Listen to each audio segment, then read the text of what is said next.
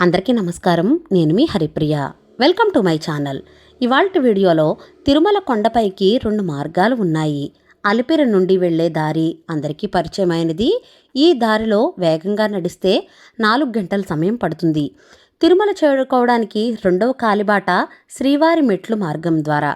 ఈ మార్గం ద్వారా ప్రయాణిస్తే 1 గంట గంటన్నర సమయంలో మనం తిరుమల కొండపైకి చేరుకోవచ్చు. పాలు, పెరుగు, పువ్వులు వంటి పదార్థాలు అమ్ముకునే వాళ్ళు కొండపైకి తీసుకువెళ్ళడానికి ఈ మార్గం ద్వారా వెళ్తూ ఉంటారు. ఈ శ్రీవారి మెట్లు మార్గం రద్దీ లేకుండా ప్రకృతి రమణీయతతో సుందరంగా ఉంటుంది.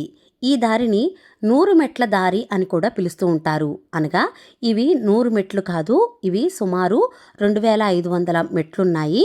తిరుమలకు వెళ్ళడానికి ఇది చాలా దగ్గర దారి. గతంలో శ్రీనివాస మంగాపురం వద్ద మంగాపురం అనే రైల్వే స్టేషన్ ఉండేది. ఆ రైలు మార్గంలో వెళ్ళే అనేక రైళ్లు ఇక్కడే ఆగేవి. అక్కడి నుండి భక్తులు 100 మెట్ల దారి గుండా కొండపైకి వెళ్ళేవారు. ప్రస్తుతం ఈ దారి అంత ప్రాచుర్యంలో లేదు, కానీ స్థానికులు తప్ప ఇక్కడ మరొక మెట్ల దారి ఉందనే సంగతి సుదూర ప్రాంతాల వాళ్ళకైతే తెలియదు.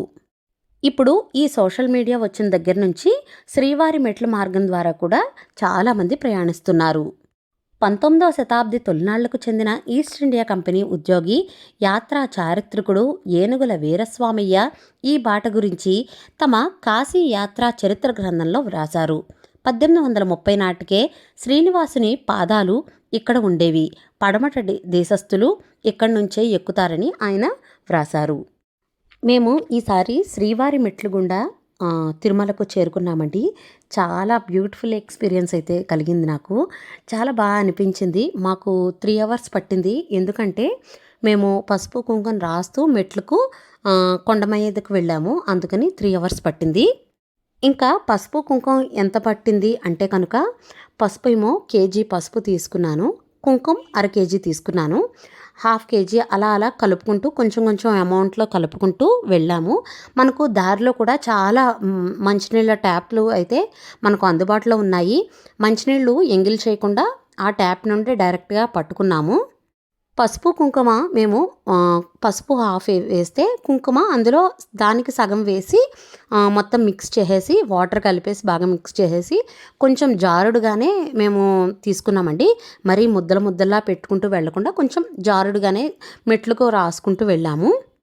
కేజీ పసుపు 1/2 కేజీ కుంకుమ అయితే కరెక్ట్గా సరిపోయిందండి.